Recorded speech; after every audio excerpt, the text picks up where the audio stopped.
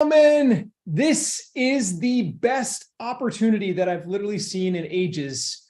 Well, maybe ages is a strong word, but in this kind of market, deals like this are hard to find.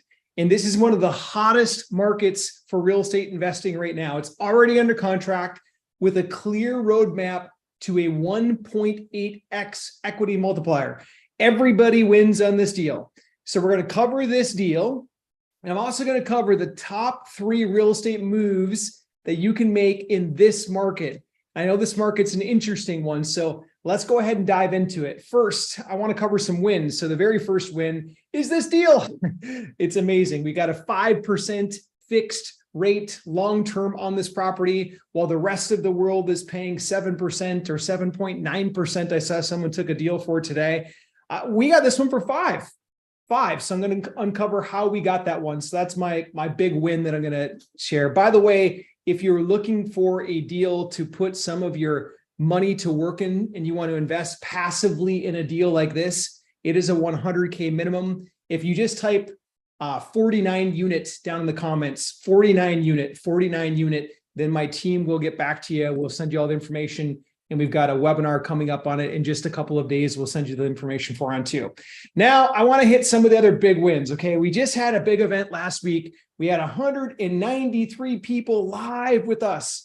And a lot of you are here right now. Thank you. Thank you for coming out. Thank you for playing full out. I had so much fun on it. Like I was just pouring from my heart, like everything I had into that. And I hope that you got a similar experience. We had so much fun, and just carry that momentum forward, okay? There's a whole new era of real estate investors coming onto the marketplace right now, the ones that are taking advantage of the shifts that are happening in this market. And by the way, I will be talking about those shifts, okay? Another big win that I want to share is from our community. Jared Lynn just had his baby number 2. Congratulations, Jared. Jared actually came to the event for a little bit and said hello, but had baby number 2. Like, I love seeing that. I haven't had a chance. He had the baby a little bit ago, but I hadn't had a chance to share that news yet with the world. And it's awesome when that happens. So, and then the other big win I'll talk about quick is David and Joni. These guys are doing awesome, but they've been sniping deals using a method that I'm going to show you. One of their deals was a $36,000 deal on a simple double close. And then they did another one. They've got it teed up for 80K. And so I just want to congratulate them on taking the practices here and just putting them to work. Okay. Now, what works now and how? Well, we have to understand first and foremost, what kind of market we're in. If we're in a market right now that's still ticking up, it's harder to find stuff on market. You got to go 100% off market, 100%. And I'm going to show you what I'm talking about in just a second. Now, if on the other hand, you're in a market that's already churned, which some have, like if you equate the real estate market to riding a roller coaster, if you've ever been on near the end, near the train, the caboose, like the very end cars, and you've watched the other people going up and over the curve, and you know that they're over the curve and they're dangling about to drop, but you're still on the caboose and you know what's going on. That's kind of like where the real estate market is right now. And I know I'll have some haters try to fire back at me and tell me, no, there's not enough inventory. In some cities, it's true.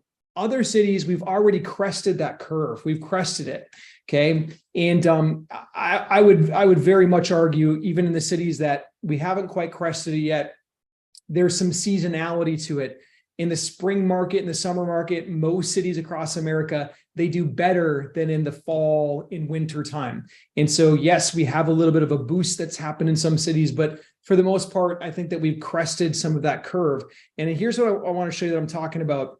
I look at data, I don't just rely on gut feel. Although we do buy and rent a lot of properties, we also sell a lot of properties too. We've been at this game for a while. We've sold over 1,300 properties over the years. Like, we know the game pretty well. And when you start to see data houses like CoreLogic, you can just go to CoreLogic.com. You can look them up.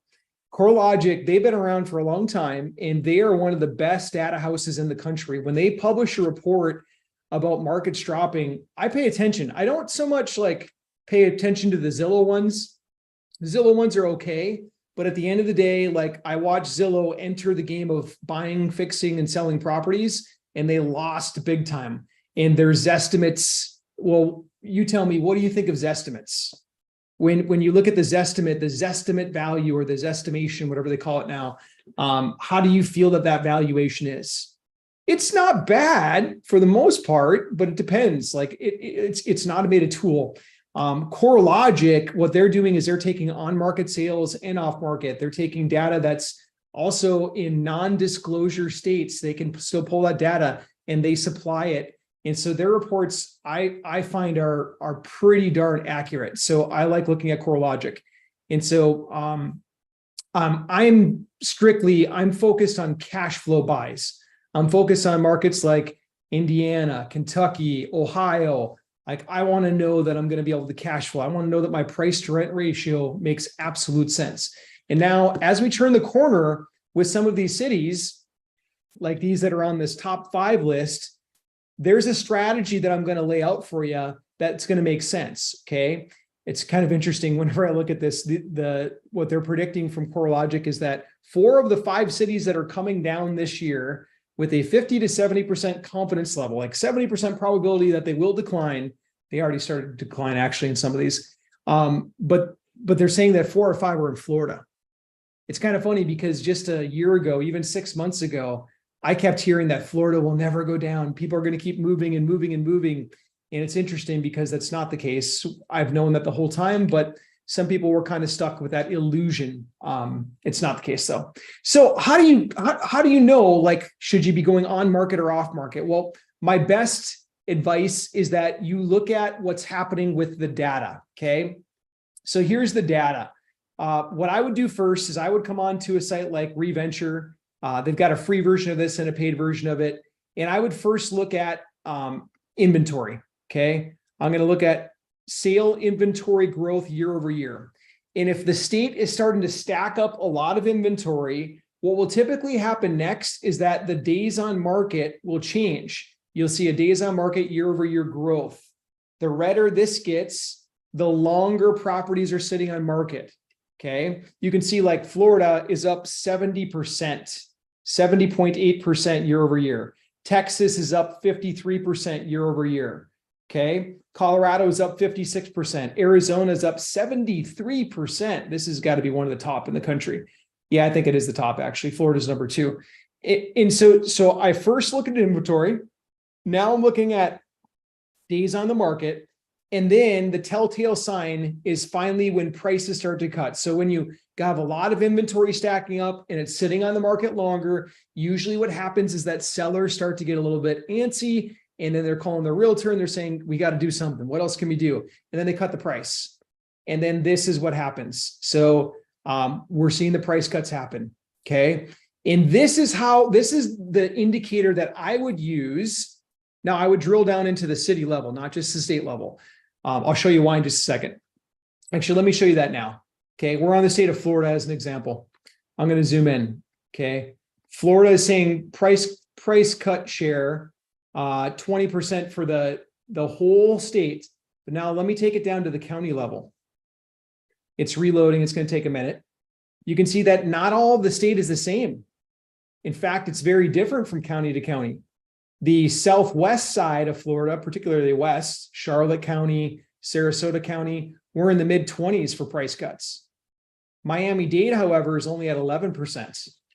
Okay, very, very different. You got like a 2 to 3 times the amount of price cuts happening over on the West Coast, the Gulf side of Florida right now, not the East Coast. So these markets are behaving very, very differently. So the way that I could play it in a market that's having a lot of price cuts is I could actually find some deals that are on market. In a place like Miami-Dade right now, I wouldn't be going on market. I'd be going off market. Okay. So that's my 2 cents on that, like where you're going to find deals. Now, what do I mean by going off market? Well, the simplest way to go off market in a fast-paced market, one that's not coming down a lot right now, that's still hanging on to high numbers, is you run a full-blown Facebook ad that says, I pay full price. That's the main message behind it. It's not very complicated. I'm not going to get into the logistics of running a Facebook ad. You can hire a Facebook ad agency to do that. They're a dime a dozen now.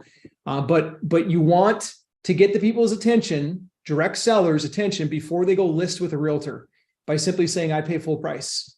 Now, you might be thinking, well, Nate, hold on. Why would you say full price? You can't say full price. You're not going to get a deal. Totally wrong. I have gotten deal after deal after deal with that kind of messaging. What does full price mean? It means the full price of whatever you guys agree upon. And to some sellers, full price is tax value. Other sellers, full price is whatever Zillow says. Other ones, full price is what they paid for it. Full price is a subjective thing. And so I have a conversation with them and I just say, well, hey, what does full price mean to you? What are you looking for?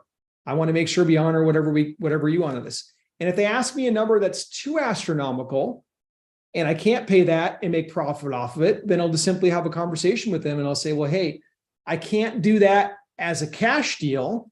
However, if you're willing to accept payments for the property and I pay you over a period of time, then I could certainly hit that number. And that way there, I just open up the playing field a lot, okay? So that's how you go after and get off market properties in this market, run the full price ad at people, okay? And then for on-market stuff, if you're in a market that's already churned or it's dropping and you're seeing price cuts happen, you just have to really go after those. You submit a ton of offers. It's a giant numbers game to be able to do that, okay? I do have a book recommendation that I want to give to all the folks right now. This one is an awesome one. Anyone who's trying to maybe minimize tax liabilities right now, this book right here, The Secret Power Behind Real Estate Donations. I'm not saying that you have to go and donate a bunch of real estate or anything like that, but I want you to learn the principles in this. There's two really big moves that I've done over the last 5 years to get more tax efficient, keep more of what I earn, not give it all away to the government and the government's causes. I love my police. I love my firemen. I love our military. But there's some stuff in government right now that I don't love very much. And I don't want to give away more money than I'm supposed to give. I'll give my fair share, but not more than that. And so there's two big tax moves that I've done. Number one is I'm following the principles inside this book. Okay. And then the second one is that I'm really exercising cost segregation studies right now. It's when I buy a property with my investors and my investors don't have to do this. They just invest passively. And then what I'm doing is I'm hiring a cost segregation specialist to come on site. They look at the property and they come up with a map of how we can depreciate the asset really, really fast, usually over a 5-year window. And then that turns into basically a credit. It's called a passive loss on my taxes. It's not really a loss, but I end up getting it as basically a tax credit. Now, everyone has their own situation and all that kind of stuff. So I'm not a CPA. I can't like blanket and say, hey, this is exactly applicable to you. But doing that move, plus doing some moves that are in this book right here, The Secret Power Behind Real Estate Donations, this resulted in a tax refund for me personally. And I had one of the better years of my financial history last year. And thank God, 100% glory to God. But the tax benefits that I got from it ended up getting a refund generated for me. All 100% legal. I don't do anything that's outside the box or craziness. I do stuff that's 100% legal, conforms with IRS standards and rules. So I recommend getting a copy of this book. You can get it right off of Amazon or anywhere else. And then also, if you want help with any of the more of the ninja moves when it comes to investing and getting some of the accelerated depreciation, if you're looking for a passive investment, then check out the one that I showed you earlier, like literally just comment 49 unit on this video right here, 49 unit. And my team will get you hooked up with this and we'll get you on a webinar later this week where you can watch us give the whole breakdown on this thing. This is an amazing property. We got a 5% fixed interest loan on this. Everybody else is paying 7% or more right now. We got this thing fixed at 5%. We know a thing or two that benefits us to be able to get properties like this. It's under rented right now. It was owned by a local government, the city, for a long time. And the city they just weren't hands-on managers. It's not their business. They were just trying to do a good thing for the community and provide some housing. And unfortunately, they haven't been able to manage it the way that they wanted to. And so we're going to be able to step in and take this over. No one else in the world knew that this opportunity existed. We've actually been silently working on this one for a year. Imagine that, a whole year. And just now it's come to fruition for us. So if you're looking for a deal, then this is a really good one. It's one of the best I've seen in a long time. So it's definitely worth taking a look under the hood on it.